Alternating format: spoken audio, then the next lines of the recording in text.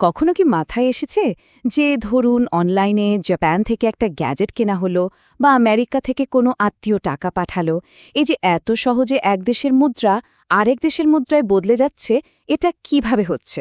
এর পেছনে কিন্তু কাজ করছে বিশ্ব অর্থনীতির এক অদৃশ্য কিন্তু প্রচণ্ড শক্তিশালী একটা ইঞ্জিন। চলুন আজ আমরা সেই ফরেক্স মার্কেটের দুনিয়াতে একটা ডুব দিই। হ্যাঁ, একে প্রায় বলা হয় আধুনিক বিশ্বের অদৃশ্য পাইপলাইন। কেন? কারণ এটা পর্দার আড়ালে থেকে আমাদের এই হাইপার কানেক্টেড দুনিয়াটাকে সচল রাখছে। ব্যাপারটা অনেকটা এরকম, ধরুন একটা বাড়ির পানির লাইন ছাড়া কি চলে? চলে না। ঠিক সেইভাবেই ফরেক্স মার্কেট ছাড়া বিশ্ব অর্থনীতি এক মুহূর্তের জন্য অচল হয়ে পড়বে। তো শুরু করা যাক এর বিশালতা দিয়ে। মানে এই বাজারটা ঠিক কতটা বড়? যদি সহজ করে বলি, পৃথিবীর সব স্টক মার্কেটকে যদি একসাথে করা হয়, তার চেয়েও কয়েক গুণ বড় এই বাজার। প্রতিদিন মানে প্রত্যেক দিন এই বাজারে লেনদেন হয় ট্রিলিয়ন ডলারের, বিলিয়ন নয় কিন্তু ট্রিলিয়ন। এই অঙ্কটা যে ঠিক কতটা বিশাল সেটা বোঝানোর জন্য বলি, এই টাকা দিয়ে পৃথিবীর প্রত্যেকটা মানুষকে অনায়াসে কয়েক হাজার ডলার করে দিয়ে দেওয়া সম্ভব। ভাবা যায়? এই যে চার্টটা দেখছেন, এখানে ফরেক্স মার্কেটের বিশালতা এক নজরেই পরিষ্কার।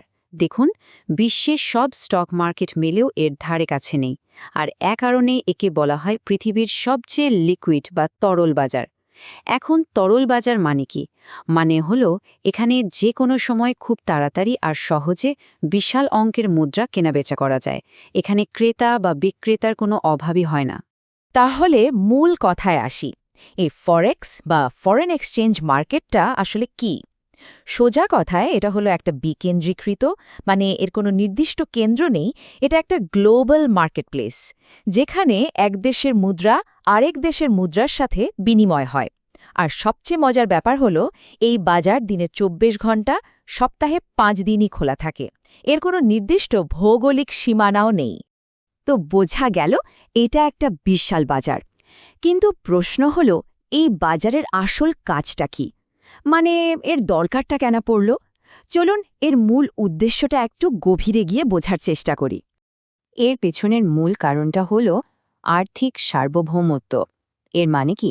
মানে হলো প্রত্যেকটা দেশেরই কিন্তু নিজস্ব মুদ্রা আছে। যেমন আমাদের টাকা, ভারতে রুপি, আমেরিকায় ডলার, ইউরোপে ইউরো। এখন ধরুন বাংলাদেশ আমেরিকা থেকে কিছু একটা কিনবে। বিক্রেতাকে তো ডলারে পেমেন্ট করতে হবে, তাই না? ঠিক এখানে ফরেক্স মার্কেট একটা ইউনিভার্সাল ট্রান্সলেটর বা সর্বজনীন অনুবাদকের মতো কাজ করে। এটা টাকাকে ডলারে বদলে দেওয়ার একটা দারুণ ব্যবস্থা করে দেয়। এই বাজারে শয়ে শয়ে মুদ্রা থাকলেও লেনদেনের সিংহভাগটাই কিন্তু হয় মাত্র কয়েকটি কারেন্সি পেয়ার বা মুদ্রা জোড়া দিয়ে। এদেরকে বলা হয় হেভি ওয়েটস, যেমন ধরুন ইউরো বনাম মার্কিন ডলার বা ইউআর/ইউএসডি। এটা বিশ্বের দুটো সবচেয়ে বড় অর্থনীতি প্রতিনিধিত্ব করে। এরপরই আছে মার্কিন ডলার বনাম জাপানি ইয়েন, মানে ইউএসডি/জেপিওয়াই, আর ব্রিটিশ পাউন্ড বনাম মার্কিন ডলার বা জিবিপি/ইউএসডি। এই প্রধান জোড়াগুলোতে এত বেশি লেনদেন হয় যে এগুলোর দাম হুট করে বিশাল লাফ দেয় না।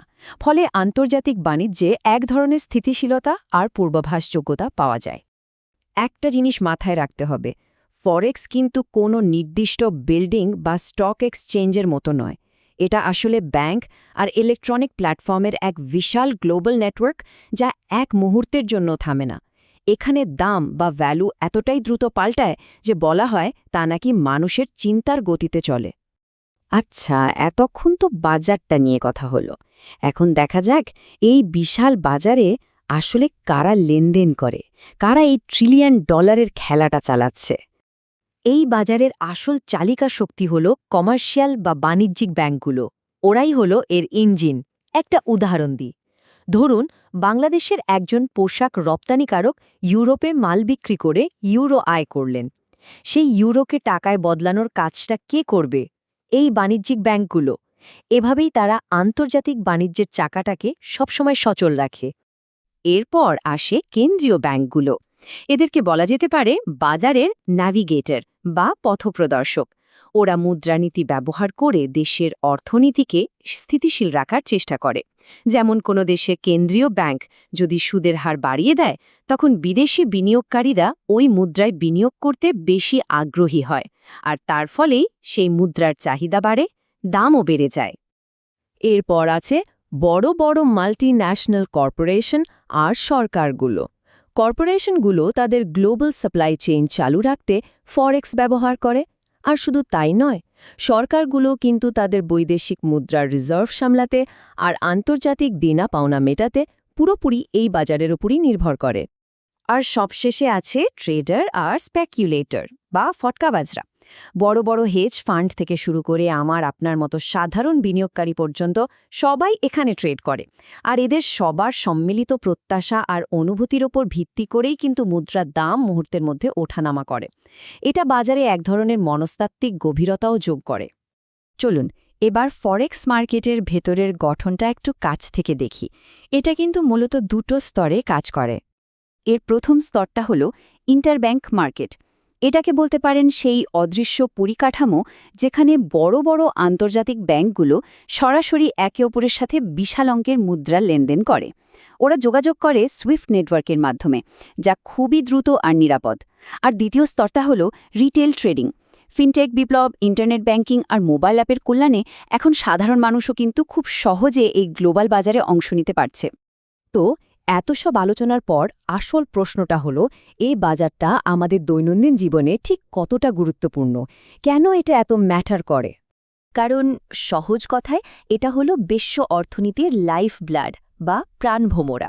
এই বাজারটা আছে বলেই ব্রাজিলের একটা কোম্পানি জাপানের কোনো সাপ্লায়ারকে পেমেন্ট করতে পারে।